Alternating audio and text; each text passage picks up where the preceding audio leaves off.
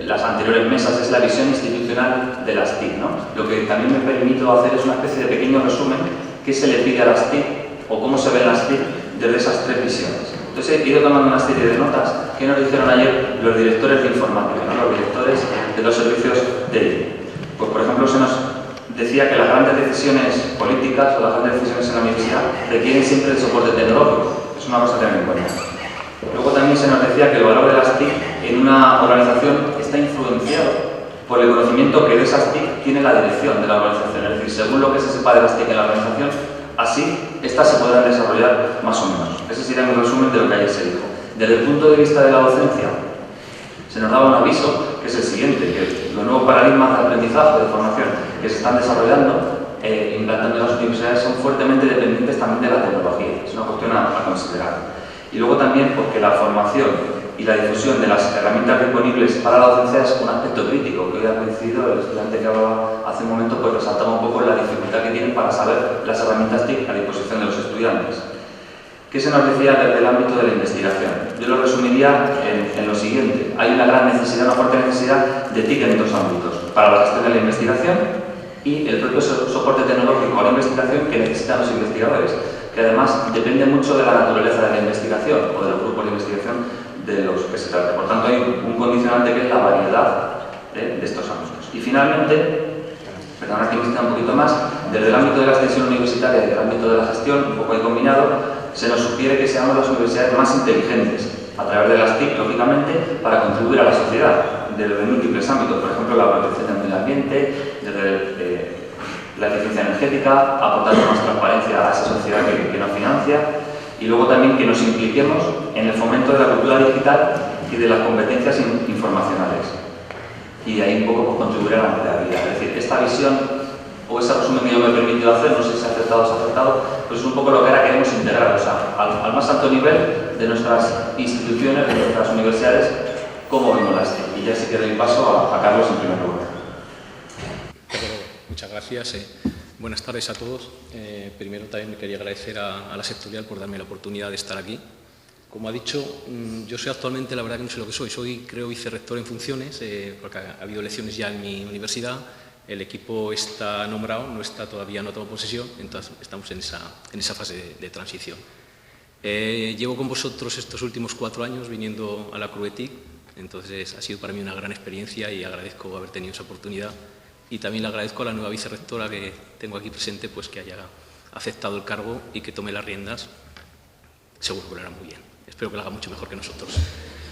Ya respecto a la ponencia, se me preguntó si quería dar aquí un punto de vista de lo que era una visión desde el gobierno de la universidad de lo que es el uso de las TIC.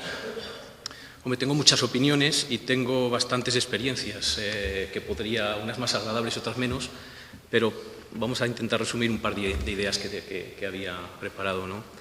En principio, esto se remonta, como he dicho, hace 4 años, cuando tomamos posesión. El Consejo de Dirección nos reunimos y tenemos grandes planes y grandes objetivos que queríamos desarrollar en los próximos 4 años. Esto sería el equivalente a este Consejo de Dirección. Nos reunimos, ponemos nuestros objetivos, vemos qué es lo que nos va a hacer falta, qué herramientas necesitamos, con qué y con quién tenemos que contar. Entonces, claro, a mí lo primero que se me ocurre como vicerrector entrante voy a preguntar a la gente necesito saber qué es lo que quieren hacer ellos y qué es lo que van a necesitar. Claro, yo pregunto, pero me contesta todo el mundo, y todo el mundo necesita herramientas informáticas rapidísimamente y ya, para mañana, es imprescindible, todo el mundo las tiene que tener mañana. Sigo preguntando y me siguen dando la misma respuesta. Entonces mi primera impresión, mi primera experiencia fue yo me voy de aquí, ¿no? Esto es un desastre, es imposible que podamos dar respuesta a toda esta gente y esto se nos va abajo. Pero al final la universidad no se va abajo, la universidad continúa, ¿no?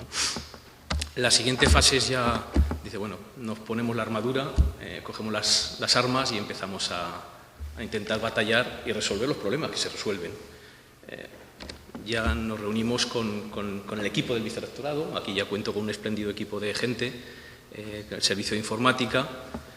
Y la primera percepción es que, bueno, me preguntaban en una de las cuestiones que había, ¿son los recursos TIC en las universidades los suficientes? Yo creo que sí, yo creo que tenemos suficientes recursos, tanto humanos como económicos, tenemos que racionalizarlos y optimizarlos. Tenemos que hacer un buen uso de todo lo que tenemos para darle, digamos, optimizar los proyectos que queremos plantear. Ya empezamos a analizar, dice, vamos a ver qué es lo que tenemos ahí. Y me ha pasado que, como en Telefónica, si es que casi me ha quitado la idea y la charla, ¿no? Vemos aplicaciones que existen. Ellos la han llamado los Tamagotchi, yo lo que llamaba aquí aplicaciones clandestinas. Nos reunimos con compañeros, con vicerrectores, directores de secretariado, servicios, centros, departamentos, y hay un cúmulo de aplicaciones clandestinas que no tenemos control sobre ellas, que se han desarrollado en un cierto momento, que se han sido necesarias, o bien se ha contratado un becario que la ha hecho y el becario a los años o los meses se ha ido y eso está ahí, son ingestionables, o se han comprado porque hacían falta adquiridas en ese momento y sin contar ni con el vicerrector TIC o el responsable TIC o con el servicio de informática, pues se han comprado, se han instalado en unos servidores que a veces no sabemos ni dónde están, y la persona que lo gestiona pues luego ya cambia y no sabe dónde está el servidor ni cómo gestionarlo, con lo cual es volver a adquirir nuevas licencias, volver a adquirir nuevos programas e incrementar o perder recursos, ¿no? Es no hacer un uso adecuado del dinero y del personal que tenemos. Seguimos mirando y, claro, todas estas aplicaciones también están usando unas bases de datos, que es lo que yo digo, bases de datos incompletas o sin depurar, porque no están alimentándose de los servicios de información centralizados, están alimentándose de unas bases de datos, por llamarlo de alguna manera, donde el usuario las está rellenando según va necesitando, va buscando la información de un profesor o de una persona adecuada, la llena, ese personal luego a lo mejor ya no forma parte de la universidad, pero sigue estando allí y tenemos toda esa información en esa base de datos que digo. Encima, diferentes aplicaciones usan diferentes bases de datos, de manera que tenemos a lo mejor la misma información en diferentes sitios, o no, la misma información, y la información está equivocada, digamos, es diferente. Pedimos un valor o un indicador en un sitio determinado y nos dan un valor, y si lo buscamos en otra base de datos nos da un valor diferente. Entonces eso era algo que no, es impensable. ¿Qué intentamos hacer para resolver esto? Pues esa fue mi primera impresión, ¿no? Digo, esto parece que es un desastre. ¿Qué intentamos hacer? Pues aplicar, bueno, lo que yo diría sentido común, ¿no? Vamos a ver, vamos a analizar cada una de las aplicaciones que tenemos y centralizar su mantenimiento en el servicio de informática, que no tengamos por ahí diferentes usuarios o responsables de aplicaciones o servidores, ¿no? Vamos a incorporar todos los recursos humanos que tenemos por ahí dispersos y económicos, pero también el servicio de informática. No vamos a darle una dotación económica a un vicerrectorado determinado, a un departamento o a un centro, sino todo eso lo gestionamos, lo cojo yo y lo repartimos luego a quien lo gestione, que sería en este caso el servicio de informática. Y también centralizar la adquisición de nuevas licencias y nuevos desarrollos a través del vicerrectorado, ¿no? Que sean ellos los que gestionen la adquisición de ellas y dónde se instalan. Para eso, hablando con el vicerrector de infraestructuras, decíamos, si cuando alguien solicita la compra de un nuevo equipo tiene que contar con el visto bueno de la unidad técnica y el servicio de riesgos laborales, y sin ese visto bueno no se instala el equipo que se compra, ¿por qué no podemos hacer lo mismo con las aplicaciones o desarrollos informáticos? Entonces establecimos un poco esa forma de actuar, es decir, cada vez que vayamos a intentar comprar o se solicita la compra de algo, tiene que contar con el visto bueno del servicio de informática o el vicerrectorado de TIC para garantizar de que esa nueva adquisición pues, sea sostenible y que la instalación sea correcta, que tengamos el equipamiento informático capaz de sostenerlo, ¿no? y de gestionarlo luego. En principio parecía que todo está muy bien aceptado, el Consejo de Dirección lo aceptó muy bien y empezamos a trabajar con ello. Luego ya van surgiendo por las diferencias o los problemas que puedan, pero funcionaba, es lo que digo. Esto es intentar aplicar el sentido común. Claro, renovamos también la herramienta para la gestión de incidencias y servicios o petición de servicios y implantamos lo que llamamos el portal de autoservicio TIC, ¿no? De manera que el usuario puede entrar en la plataforma, ver o solicitar un servicio o darle de alta una incidencia, pero es que podemos hacer el seguimiento y el usuario también de cómo es esa incidencia, qué tiempo hemos tardado en resolverla, si se ha resuelto o no se ha resuelto, y podemos tener el control de todos los proyectos u objetivos que se están planteando, no solo, en principio estaría en el vicerrectorado nuestro, pero también en el resto del equipo de gobierno. Entonces podemos ver el grado de alcance y consecución de los objetivos y hacer un seguimiento y con ello tomar las decisiones adecuadas. Un ejemplo también bueno, tenemos varios ejemplos que hemos ido intentando solventar y arreglar, pero uno que hemos implantado es el portal de Universidad Virtual de la Universidad de Jaén, ¿no? En el portal de Universidad Virtual el usuario puede entrar con su cuenta TIC y de manera que entra ya con un perfil. Dependiendo del perfil que tiene, pues ya tiene acceso a diferentes roles, ¿no? Una de las cosas que quería destacar es, si aquí entramos con el perfil del PDI, sería el mío, pues tenemos diferentes servicios, ¿no? Servicios académicos, administrativos, extensión universitaria. Si nos centramos básicamente en los servicios académicos, un problema que teníamos bastante serio era a la hora de configurar lo que es el POD, ¿no? El plan de organización docente o el plan de ordenación docente, ligarlo con los horarios de los profesores, con la gestión de las aulas, con la guía, con las memorias académicas. Todo eso teníamos diferentes responsables en diferentes vicerrectorados con unas aplicaciones sueltas por cada sitio que no estaban enlazadas. Entonces, si enlazamos todo esto digamos, los servicios centrales de información, podemos coordinarlo y evitar errores. Y los errores que haya, depurarlos. Por ejemplo, el POD lo configura aquí, lo configura el departamento. Una vez que lo aprueba el departamento, se introduce. De manera que el reparto de asignaturas de ese departamento ya lo tenemos en nuestra aplicación. Eso ya no se toca. Un profesor ya no cambia el número de créditos que da, las minoraciones docentes que tiene. No hay error en eso porque eso ya viene de personal. Ya lo tenemos establecido en personal y se alimenta de ahí. Si eso lo enlazamos ya con el horario que lo establece el centro nos pone el horario, pero ya sabe qué asignaturas imparte cada profesor o cada departamento. Introduce el horario y ya está enlazado también en la misma aplicación. Y de ahí ya un alumno, cuando se matricula de un cierto número de asignaturas, ya sabe el horario del profesor, el horario de las asignaturas, el profesor mete su horario también de tutorías y está ahí todo.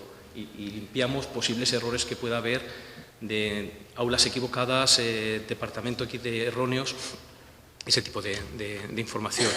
Y ya si nos venimos a la parte de aquí de guías docentes, claro, la guía docente lo que teníamos era de nuevo una aplicación que íbamos rellenando, incluso al principio era un PDF que se rellenaba, se mandaba al vicerrectorado, si había errores había que aprobarlo y volverlo a traer de vuelta y volvía a subir arriba, ¿no? Entonces todo eso enlaza de nuevo con la misma aplicación, lo tenemos en la guía docente, la parte digamos que viene directamente de la memoria o que viene directamente de información de los centros o de los departamentos ya es automática. El profesor lo único que rellena sería la parte que a él le tocara. Toda esta información estaría ahí accesible para todo el mundo. Vamos eliminando todas estas aplicaciones que digo que tenemos por ahí sueltas y la información viene de un único sitio, que es la que tenemos centralizada. Eso ha sido un esfuerzo que aparentemente, pues ahora parece que es muy sencillo, pero es verdad que lleva muchas reuniones, hay que convencer a mucha gente porque le estás quitando, parece que le estás quitando una parte de su responsabilidad, como que le quitas una parte de su vida. Ha facilitado mucho la gestión y la toma de decisiones. En esto que digo del POD, por ejemplo, pues ahora se pueden poner diferentes filtros y yo puedo ver perfectamente las asignaturas o la dedicación docente de un profesor y puedo ver si está dando más o menos de lo que le correspondería, pero podemos ver también la dedicación docente de las áreas, de los departamentos, en los centros, de manera que el vicerrector, en este caso de ordenación académica, puede gestionar un poco la docencia de esos departamentos y puede atender sus peticiones en caso de que vengan a tiempo real, porque si se produce una baja y hay una sustitución, automáticamente aparece aquí, lo tenemos en tiempo real. Tenemos más ejemplos, como por ejemplo aquí cambios que hemos tenido en administración electrónica, pero yo creo que me he pasado ya casi de los 8 o 10 minutos y lo dejaría por aquí. Muchas gracias por vuestra atención.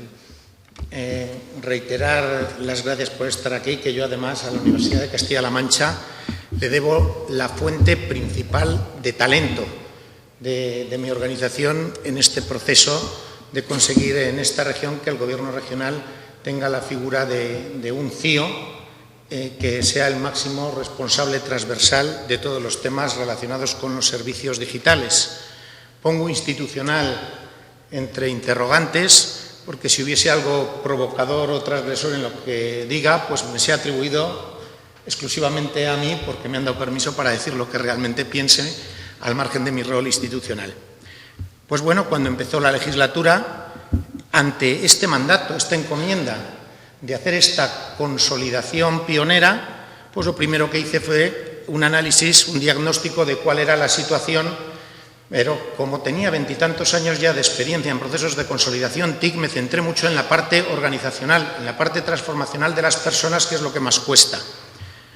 Nos hicimos una serie de preguntas, si importaba realmente la voz del cliente, cuál era la visión que tenían de los servicios TIC en todas las consejerías, Si estaban realmente motivados los recursos, este fenómeno es transparente al sector público y al sector privado hasta donde llega mi experiencia. Esta sensación de sobredemanda y de burnout se produce más que en otras profesiones. Todo el mundo pide más gente ante cualquier cosa, más gente. Era razonable, de verdad podíamos garantizar que si allí había unos efectivos estaban al 100%, cada persona era un FTE y no había tiempos muertos o no había posibilidades también de incrementos de productividad. La comunicación interna es siempre un problema en las organizaciones. ¿Estaban los puestos bien definidos y en los sitios adecuados? Pues yo encontré en algún museo y en algún otro sitio pues algún informático que no quiero contar lo que hacía, porque toda actividad es muy digna, pero alguno era el dueño del proyector y poco más. ¿Dedicamos demasiadas capacidades a tareas administrativas? Pues también suele pasar. ¿La estructura era moderna y eficiente? Pues estaba menos transversalizada y también quizá más jerarquizada que en otros sectores de los que yo provenía también de la empresa privada. La estandarización de los procesos, metodologías óptimas, pues puede suponerse por la calidad de los recursos, es gente normalmente, licenciados o graduados y que además han pasado una oposición, entonces son cabezas bastante mejor amuebladas que en otros procesos de selección, más en la empresa privada, que pueden basarse en la experiencia o en el conocimiento autodidacta de una herramienta. Pues aquí también había carencias, aunque yo pensaba que la situación de partida podía ser óptima, era buena, no era mala respecto de los procesos, pero también había bastante espacio para la mejora y sobre todo lo que había era que en cada consejería los recursos TIC podían estar haciendo las cosas de una manera distinta. Liderazgo. Los líderes estaban, los mandos intermedios, sus jefes de servicio tirando de la organización, estaba su gente remando en su misma dirección. Pues también ahí había espacio para la mejora y honestamente sigue habiendo mucho. Luchas de poder internas, por supuesto, el que diga que esto no existe miente, y repúblicas independientes, ya no digo dentro de la propia organización general, dentro de la Junta, sino dentro de la propia comunidad TIC.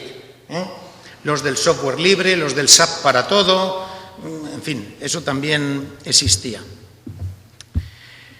¿Los recursos tenían el nivel de capacitación adecuado? Pues el nivel de formación y de adecuación a los nuevos paradigmas digitales no era malo, pero también había, pues como suele pasar en casi todas las estructuras que fueron creadas hace 20 años y que el tema este de las RPTs no es tan sencillo de modificar y te tienes que pegar con función pública, pues operadores de consola donde ya no hay consolas y cosas así. Cultura, pues bastante de apagar fuegos. Si no hay problemas, no se meten con nosotros. Si no hacemos muchas cosas nuevas y bonitas, tampoco.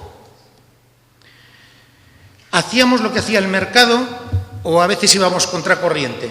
Pues bueno, esto tampoco es diferente en el sector público y en el sector privado en lo que ha sido mi experiencia, pero aquí sí que había cosas arqueológicas.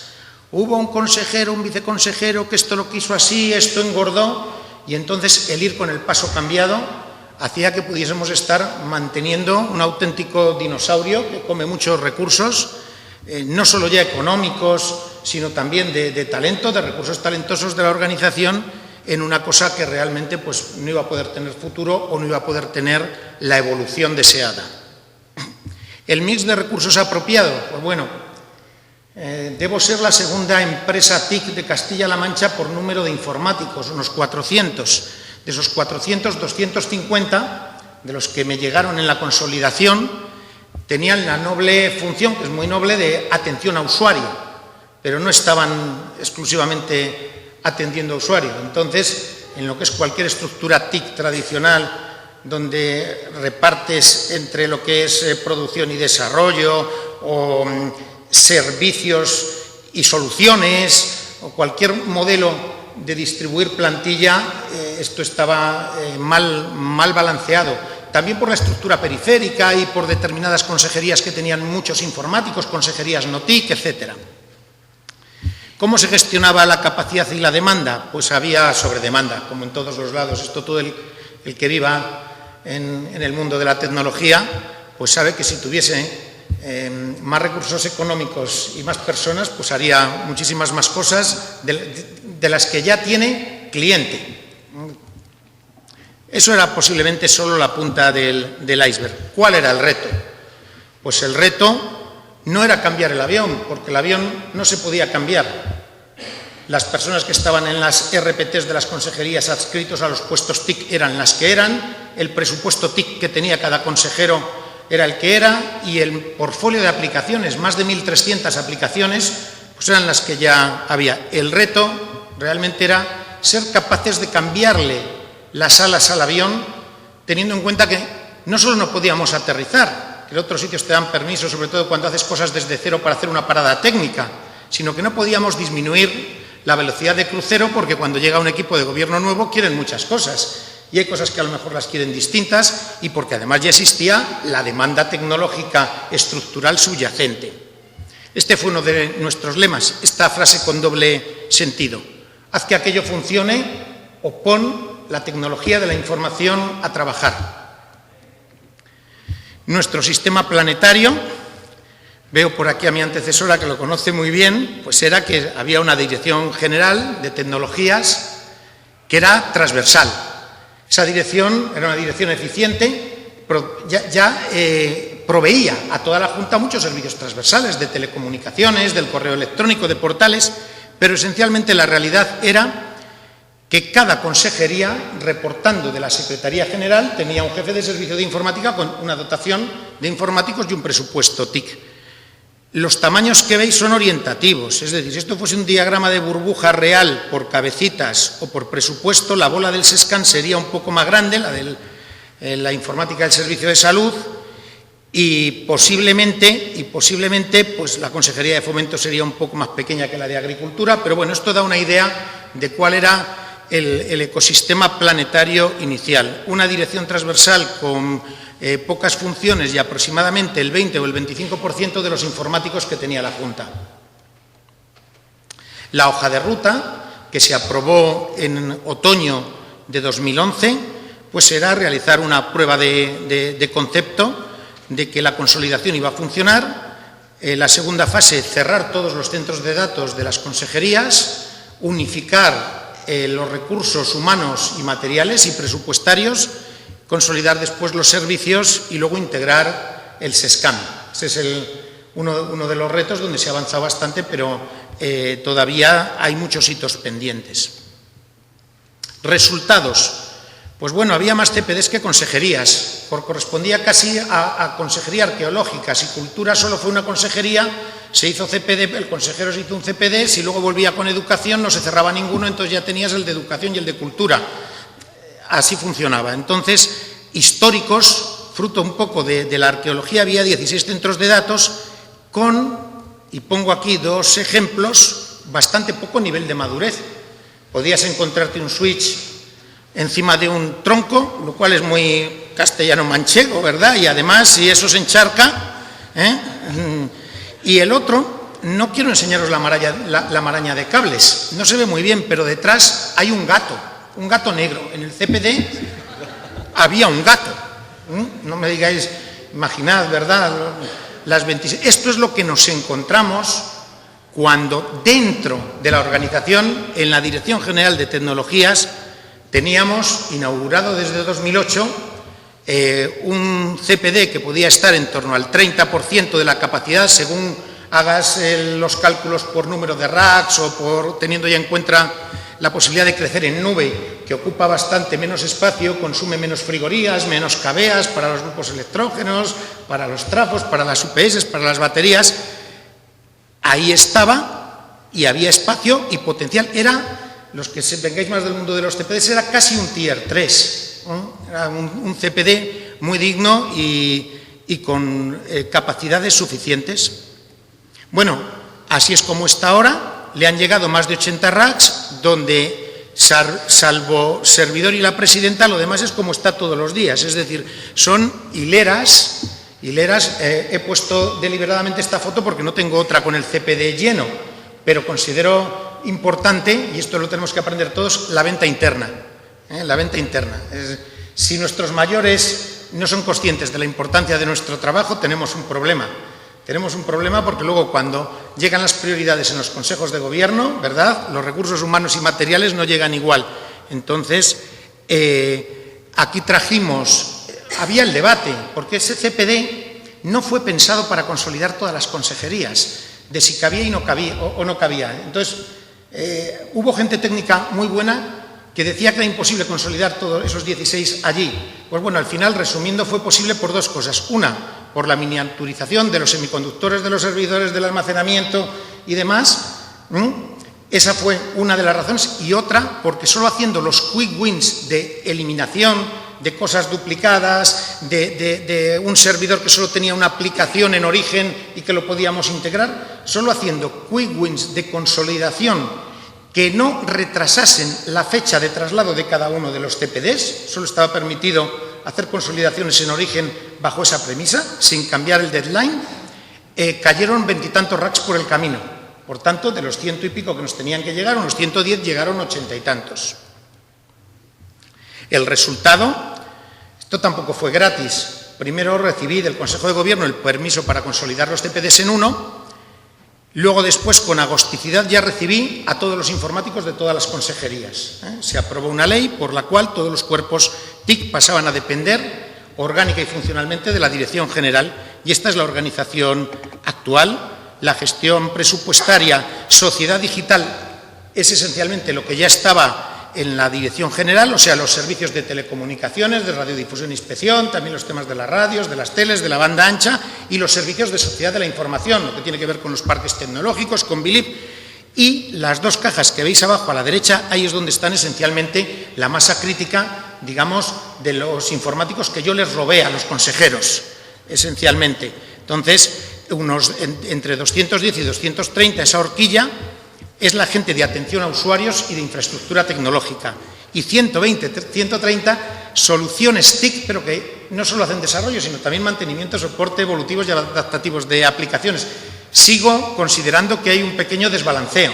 A mí me gustaría mover de la parte de servicios a la parte de soluciones, sobre todo por esa demanda subyacente que tengo. Otro resultado de este proceso de consolidación, bueno, se me olvidó decir antes que cuando ya integré los informáticos, en el presupuesto de 2013 ya se me permitió la unificación presupuestaria, con lo cual ha sido un proceso muy poco riguroso desde el punto de vista metodológico. Funcionó la consolidación física, todo en un centro de datos, entonces ya recibí las personas y tras recibir las personas ya recibí, digamos, el presupuesto consolidado.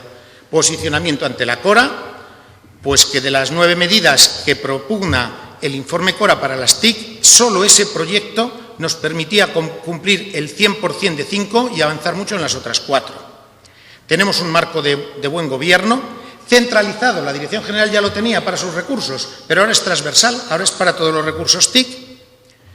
En ISOs, por ejemplo, pues los centros de datos de los que se venía no estaban en condiciones de pasar la 27001, por ejemplo, cosa que en la Dirección General sí se estaba en condiciones o de utilizar todas las prácticas de servicios o de adoptar en desarrollo prácticas de CMMI. Se ha fomentado una visión transversal y de alta colaboración. ¿Qué nos depara el futuro? Pues a partir de nuestra nube privada y existente, donde ya tenemos muchos servicios, seguir proveyendo al resto de consejerías de nuevos modelos de aprovisionamiento, software as a service, infrastructure as a service, platform as a service, estudiar por dónde van, hacer de las megatendencias una oportunidad, adoptarlas en todo aquello que nos permite mejorar tanto la eficiencia y la productividad de los funcionarios públicos como el servicio al ciudadano, de la movilidad, el cloud computing, el social media y el big data. Y luego ahora, en el caso nuestro concreto, hay una serie de conceptos hype que nos están inundando y que, bueno, siguiendo la metodología DAFO, tenemos que ser capaces de las debilidades y los problemas transformarlos en oportunidades. Entre estos conceptos, pues lo que tenemos es una demanda de apps para casi todo, sobre aplicaciones muchas veces legacy, Quiero una app porque se la he visto al consejero de Murcia, que haga qué, pues lo que sea, pero que quiero una app que esté pronto y quiero además presentarla. Qué viejo es mi dispositivo, veo a mi hijo cosas mejores. Te quería pedir una cosa para el Papas, para el Tarea, para el Delfos, para cualquier plataforma y te dicen esto de la consumerización, ¿verdad? Este fenómeno. Te dices, dime cuál es tu pliego de requerimientos. Y dice, no, si es que es muy sencillo, quiero que busque como el Google, salvar los archivos como el Dropbox y compartir como el Facebook. Ya no hace falta que te escriba nada, ¿verdad? ¿Te ha quedado claro? Además, como todo eso no cuesta, pues que a mí no me cueste. Entonces, esto nos está pasando, las diferencias entre la informática, ¿verdad?, de usuario final y la informática corporativa. Hemos cambiado, hemos dejado de hablar de reingeniería y de ingeniería inversa y la cultura Jobs nos ha inundado y nos lo va reemplazando por términos como inspiración o reimaginar. Esto es bueno, esto en general es bueno y nos da más juego y además motiva a nuestra gente. Ya no solo hay que transformar, hay que hacerlo de forma acelerada. De la prueba de concepto o de un piloto, enseguida ya nos exigen una cosa que se hizo con un ámbito, ¿verdad?, casi de cartón piedra, a que hagamos un despliegue masivo a toda la organización y eso genera problemas de gestión de riesgos, de rendimientos, de tiempo de respuesta, de errores, de seguridad y de gobierno de aquello. Hemos pasado de la monocanalidad, de tener que ir a la oficina a que nos atiendan, a la multicanalidad, hacerlo por internet, hacerlo por el móvil. Ahora la tendencia va siendo cada vez más la omnicanalidad. En un proceso punta a punta, yo cada cosa la quiero hacer por el canal que más me conviene. Y esto está pasando cada vez más, sobre todo con la trazabilidad de cómo está mi expediente, cómo está aquello. Queremos muchas veces lo de siempre, pero ágil. Y lo del Agile, sin dinero y sin recursos, pues es bastante complicado a veces de conseguir. Con mejores procesos nosotros hemos conseguido resultados espectaculares en algunos casos y también cambiando metodologías de desarrollo de software. De las Smart Cities a territorios inteligentes. Sí quiero hacer un poco de énfasis, lo de proyectos y despliegue frictionless. O sea, la gente quiere que hagamos cosas casi disruptivas, revolucionarias, pero que no molesten a nadie, que en el intermedio nadie sufra, que sea transparente para todo el mundo, que en el despliegue no haya ninguna incidencia. Si estamos cerca de elecciones, menos, a ver si lo que vas a poner. Entonces, el frictionless, nadie consigue poner un servicio nuevo, importante, innovador, rompedor, sin que haya algún problema o algún perjudicado. Las personas, aquel del que te comes su queso, esencialmente. Entonces, bueno, la innovación, además de sistémica, estar continuamente innovando, pues cada vez va tendiendo a ser más disruptiva y, en el caso de la administración, frugal. Y esto de la frugalidad a veces entendido en un contexto un poco casi excesivo. Y bueno, que todo además sea sostenible, sea smart, sea inalámbrico. Al final, las TIC están en todo, esa es mi conclusión. En el año 2013, en mayo, Nicholas Carr en la Harvard Business Review publicó el famoso artículo controvertido de 82 Matter que nos partió en mitad a lo que era la comunidad TIC y que además nos hizo un daño horrible, ¿verdad? Si recordáis, era que la tecnología pues era un poco, pues que era una utility, que era como el agua, como la luz, como el gas, como la vía del tren, que no permitía competir, que no permitía diferenciarse, que no generaba ventajas competitivas. Hoy día yo creo que todos tenemos claro que las TIC están en todo, en la administración pública igual o más. Es imposible con la racionalización y la austeridad a la que nos vemos obligados realmente a hacer las cosas sin tecnología. Todo es digital. Gracias. Buenas tardes ya a todos ustedes. Permítanme también, como han hecho las personas que me han precedido en el uso de la palabra, agradeciendo a la CUBETIC que haya considerado interesante que esté hoy aquí con ustedes compartiendo algunas reflexiones, especialmente hago mención al presidente de esa comisión que nos acompaña, el rector de la Universidad de Extremadura. Esa invitación se ha trasladado personalmente a través del secretario general de la Universidad de Castilla-La Mancha, así que muchas gracias, Crescencio, y colega además por ser secretario general por esta invitación. Y por supuesto felicidades por la iniciativa, por el planteamiento de este tema y por esa mirada de 360 grados, es decir, esa mirada sin pretender utilizar unas gafas exclusivamente con un prisma, el tecnológico, para hablar precisamente de tecnologías de la información y la comunicación. Déjenme que comience, les voy a hacer un doble planteamiento respecto a las tecnologías de la información.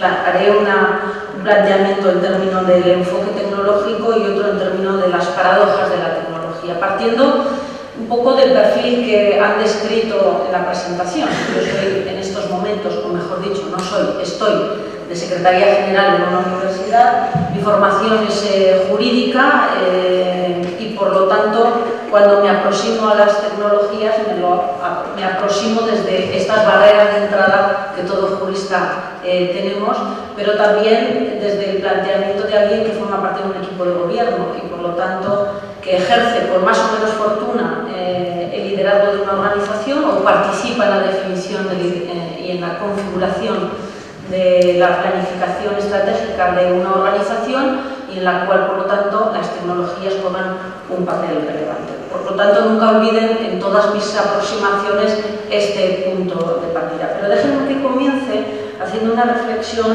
con la manera en la que se ha reflejado el título de estas jornadas. Se habla de una visión completa de las TIC en el sistema universitario español para una evolución necesaria. Cuando se habla siempre de la evolución de algo, parece que tiene una especie de componente natural. Parece que la evolución casi está a merced del tiempo, a merced de algo que nos guste o no nos guste va a llegar y que además, sin casi hacer nosotros nada, se viene imponiendo. Yo, en este sentido, diría que al título le vendría mejor la sustitución de la palabra evolución quizá por revolución o incluso por adaptación o incluso por innovación, porque con la palabra revolución necesaria, adaptación necesaria, innovación necesaria, creo que introducimos realmente lo que yo he implicado siempre en la tecnología, que es la necesidad de un ejercicio, de una actuación por parte de la organización más proactiva, más ofensiva, que provoca efectos más disruptivos sobre la organización y sobre la consecución. Y todo esto para alimentar una idea desde la que quiero partir y que tiene que ver con la respuesta a algunas de las preguntas que nos formulaba quien coordina esta mesa para articular un poco nuestras intervenciones.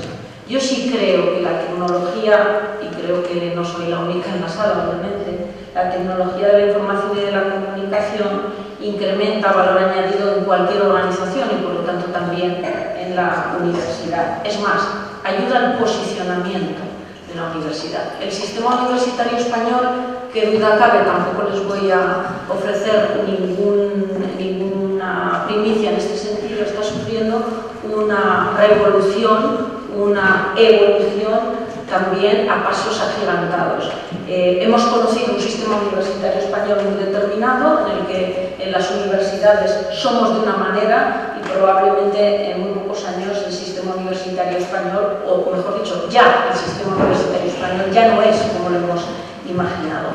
Y como no es como lo hemos imaginado, las universidades deben posicionarse y las universidades deben diferenciarse. Y no me estoy refiriendo aquí a un discurso en términos de oferta académica, eso lo dejaremos para otro día si quieren, o en términos del potencial investigador, también lo dejaremos para otro día. Ahora me estoy refiriendo también a la tecnología como un elemento de valor añadido, como un elemento que incrementa la reputación y que puede incrementar el posicionamiento de las universidades. Y por eso celebro el informe que nos han presentado y nos han incorporado en la documentación Universitic, precisamente de la conferencia de rectores de las sectoriales de las TIC, porque creo que puede ser un buen manual de cómo tiene que cambiar el gobierno TIC de las universidades. Nos dan ya un modelo, nos dan ya una plantilla de gobierno que yo creo que pueden servirnos de gran utilidad a quienes participamos en el gobierno de la universidad. Les decía, por lo tanto, las TIC como ese valor añadido que ayuda al posicionamiento, que ayuda a la reputación de la universidad y utilizando este punto de partida, déjenme que centre ya el análisis en el planteamiento del enfoque de la tecnología. Aquí se ha hablado a lo largo de la mañana de muchos elementos de la tecnología y casi siempre vinculados con las herramientas, con lo que yo diría que forma parte de la infraestructura de la tecnología. Yo, sin embargo, creo que eso es importante, pero eso no es estructural. Creo que la transformación del sistema universitario español a través de la tecnología viene por incorporar la tecnología al plan estratégico de la universidad. Y por eso les pediría o les invitaría a que hiciéramos todos, especialmente los que formamos parte de los gobiernos de la universidad, un ejercicio de elevar la mirada. Dejemos de centrarnos tantos en las herramientas e intentemos definir la planificación de la universidad, esos planes estratégicos, llámenlo como quieran, la palabra plan y estratégico creo que ha quedado devaluada, pero ya saben lo que quiero decir.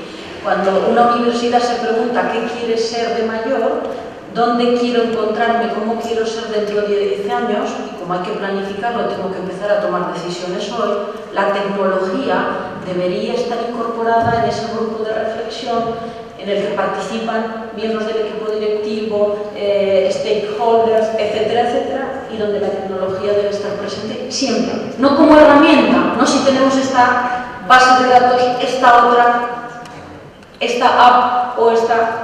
No, como parte de esa mirada estratégica, porque sirve para el posicionamiento de la universidad. Les decía, como la ciencia nos planteaba en la mesa redonda que fuéramos lo más brevemente posible para poder favorecer el debate, creo que aquí hay un margen para la discusión, un margen para la reflexión o para la discrepancia que lo dejo, lo someto a su consideración para luego si quieren que profundicemos algo más sobre esta cuestión en el debate. Y la otra mirada que quería plantearles es la paradoja de la tecnología.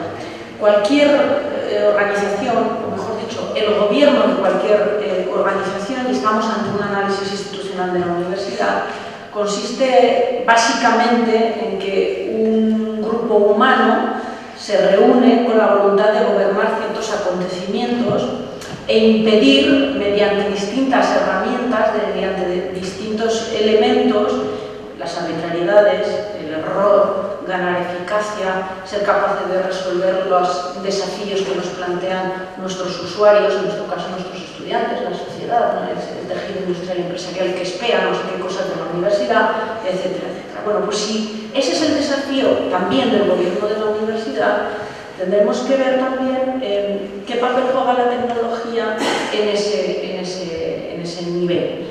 La tecnología, a mí me gusta, quizá por mi formación jurídica, decir que juega un papel muy parecido al del derecho.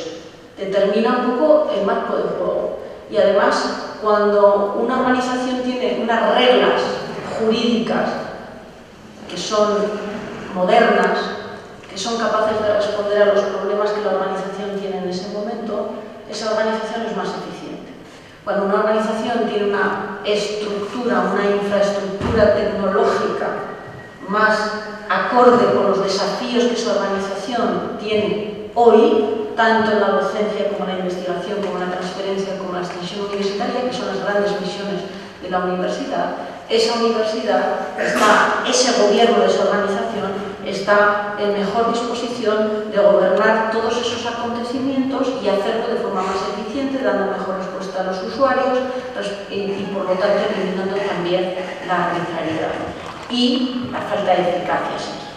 Bien, pero la paradoja de la tecnología de hoy nos confronta con dos riesgos distintos y además que son contradictorios, que es por una parte el riesgo de que las tecnologías no hagan caso a quienes las gobiernan, a quienes las dirigen, o por otra parte el riesgo de que las tecnologías hagan demasiado caso a quienes las gobiernan. Y aquí nos coloca a la tecnología donde tiene que estar al mando de quién y quién se impone sobre quién. Y esto nos confronta con los equipos, con los recursos humanos y con, por supuesto, la capacidad también de la tecnología para desobedecer las órdenes absurdas de quienes las gobiernan. Y esto es lo que conforma una organización como una organización inteligente. Bien, les pondré dos ejemplos sobre estos riesgos contradictorios, no de la universidad, para evitar que todos nos sintamos más o menos cómodos, especialmente porque explicaban, pero sobre todo porque son muy gráficos cuando utilizamos esta paradoja de la tecnología recurriendo a ejemplos del mundo, por ejemplo, del transporte. Y lo vamos a ver muy claro utilizando dos accidentes que han ocurrido, alguno más reciente que otro. Ese riesgo de tecnologías que no hacen caso a quienes las dirigen, la mejor prueba es la tragedia reciente de los Alpes. Esa es una tecnología bien evidente, toda la que permite una corrección del error humano en el pilotaje de aeronaves a través de la introducción de los pilotos automáticos, con además mecanismos sofisticados de seguridad para hacer frente a algunos riesgos que la sociedad actual ha tenido a partir del 11S, y cómo eso, la tecnología, más la respuesta a esos riesgos, da como resultado una tecnología que no hace, un riesgo de una tecnología que no hace caso a quienes la dirigen, sino que se someten a quienes la dirigen, incluso aunque el avión acabe estrellándose con el resultado que es. La inversa es el riesgo ese de tecnologías que hacen demasiado caso a quienes las gobiernan, es el caso del accidente de tren de Android. Ahí hay una tecnología que hace demasiado caso a quien pilota, a quien conduce ese tren, a pesar de las observaciones que había o de las advertencias que había sobre el exceso de velocidad, y el resultado es el mismo, solo que la tecnología en un caso u otro está imponiéndose o está subordinándose a quien la gobierna. Bueno, pues si trasladan esta paradoja de la tecnología a la universidad, seguro que también encuentran algunos ejemplos atractivos en un caso o en otro. El desafío de cualquier organización es balancear, equilibrar esta paradoja, estos riesgos que son contradictorios. Todo ello sin que provoque que la tecnología cobra vida, se vuelva loco, nos gobierna, y por otra parte sin que nos gobiernen unos locos al margen de la tecnología, al margen de las infraestructuras que sirven para administrar toda esa capacidad que les he señalado. Acabo ya con un elemento, recordándoles yo creo que algo que es importante que no olvidemos. La universidad no ha transformado su misión, no diré yo desde que se imaginó la universidad, pero casi. No nos volvamos locos. La universidad tiene que hacer, sobre todo y especialmente, aquello para lo que ha sido creada, que es formar a los estudiantes, crear conocimiento y transferirlo a la sociedad para incrementar el valor añadido del tejido productivo. Esa es nuestra misión y no la olvidemos. Todo lo demás son herramientas que están a disposición de una organización, la universidad, para hacer de esta organización una organización más inteligente.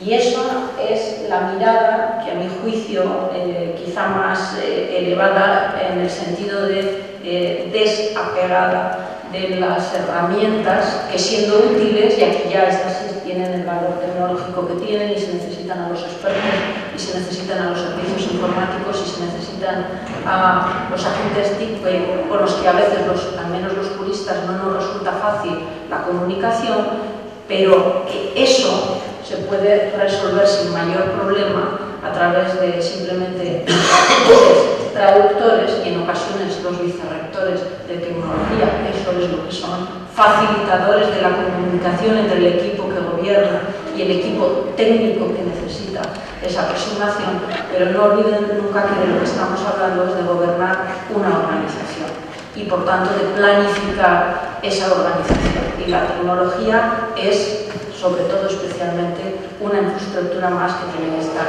a este servicio, en el fondo a la misión de esta universidad. Muchas gracias por su atención. Yo iba a hacer un resumen, pero creo que no merece la pena. Han respondido perfectamente a los retos planteados, a las preguntas que se le habían formulado, y yo creo que lo más interesante es que desde el público pues, puede haber alguna intervención. Yo creo que hay que aprovechar la oportunidad. ¿Hay alguna pregunta que queréis trasladar? Tenemos unos micrófonos preparados. Hola, buenos días. Le quería preguntar a Daniel y también a la Secretaría General cómo afrontan precisamente algunas de esas intersecciones cuando hay temas que no son estrictamente responsabilidad de las TIC, aunque nos tocan, pero que alguien debería liderar. Hablo, por ejemplo, un tema de implantación de ley de transparencia o temas de protección de datos, aplicaciones de de seguridad, donde la propia administración electrónica en general, donde si el liderazgo de tecnologías quizás no sea idóneo, pero donde si otro no lo toma, cuando te llega, te va a llegar tarde y lo van a pedir de forma inmediata.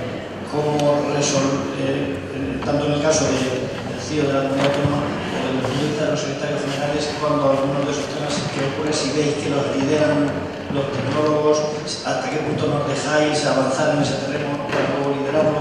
¿Cómo enfocarlo?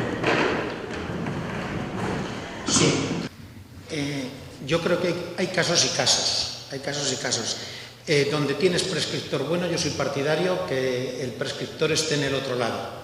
Ejemplo, en la administración electrónica, a mí quien me dice qué es lo que hay que hacer es la viceconsejera de Presidencia, y montamos un mecanismo de gobierno para poder hacer el seguimiento de todo ese proyecto. Hay veces que, en cuanto es transversal y ya están implicadas dos consejerías, además de la mía, le acaba tocando al final al CIO tirar y extralimitarse un poco, al menos en las fases iniciales. Cuando se ha enseñado antes la curva de la tecnología, ¿verdad?, el abismo y lo otro, y la incertidumbre, pues cuando ya todo el mundo ve que aquello va a funcionar, pues luego el prescriptor natural a veces se engancha y quiere coger el liderazgo del tema. Entonces, donde hay prescriptor en el tema fronterizo, yo prefiero que no sea el CIO. Cuando hay componentes innovadoras o incertidumbres y no tira el que tiene que tirar, muchas veces nos toca tirar por defecto, y lo que pasa muchas veces es que cuando el tema llega a Main Street ya se engancha el que debería ser el prescriptor natural. Bueno, esta pregunta yo creo que es muy acertada plantearla, porque también creo que es uno de los grandes desafíos con los que nos encontramos ahora las universidades. Quizá hasta no hace demasiado tiempo era muy natural compartimentalizar servicios y que los servicios no mantuvieran servicios que estaban normalmente al amparo de un responsable político, con un rango de vicerrector o cualquiera que fuera su situación dentro de lo que es la organización, y era relativamente natural que pudieran convivir la organización sin que los servicios mantuvieran una relación profesional y fluida, e incluso hasta que los responsables políticos pudieran perfectamente estar sin hablarse durante todo un mandato. Y la organización salía adelante, con más o menos acierto, con más o menos éxito. Yo creo que hoy esto, francamente, es complicadísimo de abordar en esa dinámica. ¿Por qué? Porque tenemos que afrontar situaciones como las que has hecho tu mención, la ley de transparencia, la administración electrónica, que solo desde un negociado, ni desde un punto de vista político ni desde un punto de vista técnico, se es capaz de abordar en toda su dimensión, y por lo tanto se necesitan equipos de trabajo coordinados. ¿Quién lidera el equipo? Y esta es la clave. Yo aquí creo que no hay respuestas únicas, aplicables o proyectables sobre cualquier organización. ¿Por qué? Porque depende en una parte de la configuración global de la estructura de gobierno de la universidad. Y es que las estructuras de gobierno de las universidades cada vez son más distintas. Y hay universidades donde la Secretaría General es una unidad prácticamente limitada a dirigir los servicios jurídicos de la universidad y a llevar a cabo una gestión adecuada de los órganos de gobierno de la misma. Y hay otras universidades donde la Secretaría General puede tener un liderazgo en un plan institucional más fuerte y, por tanto, con capacidad para liderar algunos proyectos de estos a los que hemos hecho mención, como por ejemplo la Ley de Transparencia. Ley de Transparencia, para cuya implementación en la universidad se requiere no solo exclusivamente conocimiento jurídico o una sensibilidad en materia de comunicación, sino también unos componentes tecnológicos determinados, ¿no? Y por lo tanto, para dar una respuesta, es partiendo del punto de vista de que eso de que servicios independientes donde ni se conocen, ni se hablan, ni trabajan de forma coordinada, eso ya no puede existir en la universidad, no nos lo podemos permitir. Segundo, la coordinación, el liderazgo de determinados proyectos depende un poco de cuál es la estructura competencial de cada una de las universidades en su tipo de gobierno, Y dos, depende de la personalidad de quien en un momento determinado dirige un vicerrectorado, una secretaría general y demás.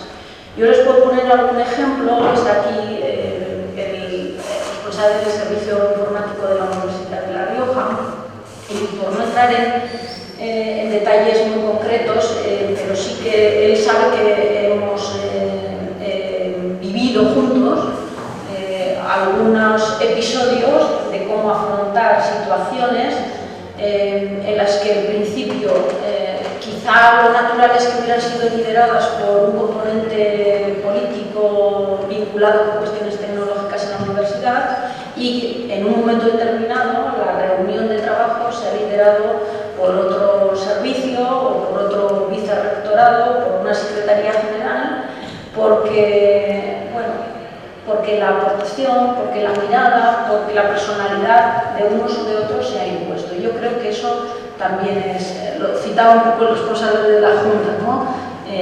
Eso no quiere decir que no haya fricciones, porque en ocasiones el compañero te puede decir, pero ¿por qué convocas tú una reunión y vas a coordinar tú una reunión donde hay un problema o donde se plantea una cuestión de seguridad informática?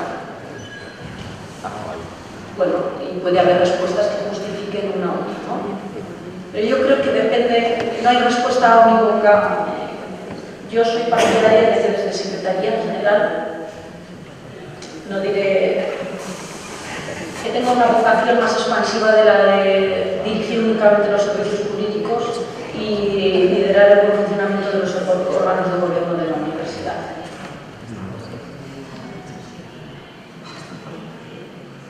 ¿Alguna cuestión adicional? ¿Alguna pregunta? Nada. Una mía concreta, ¿no? ¿En qué nivel en vuestras universidades o en el gobierno de la comunidad autónoma se toman las decisiones para realizar proyectos? ¿A qué nivel? ¿Nivel máximo, nivel consejo de dirección, en nuestros casos, o más abajo? Carlos y Daniel Mayor.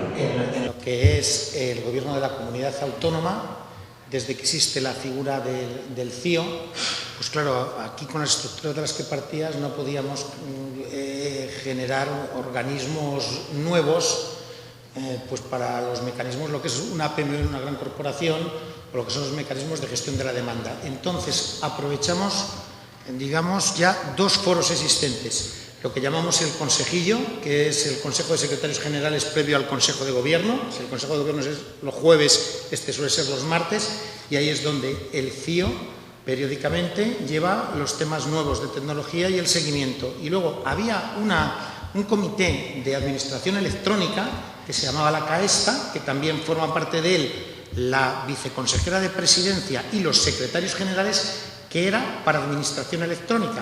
Pues ahora no, ahora es ya para servicios digitales, lo cual al final abarca prácticamente todo el perímetro de mi actividad, incluidas las aplicaciones internas, incluidos los nuevos desarrollos, incluida la modernización de plataforma tecnológica. Entonces, nivel sería secretarios generales, que son los que antes eran competentes de la tecnología hasta que se consolidó la función CIO. Bueno, en nuestro caso yo... ¿Se puede responder? Sí, puedo responder. Yo puedo usar ese responder perfectamente.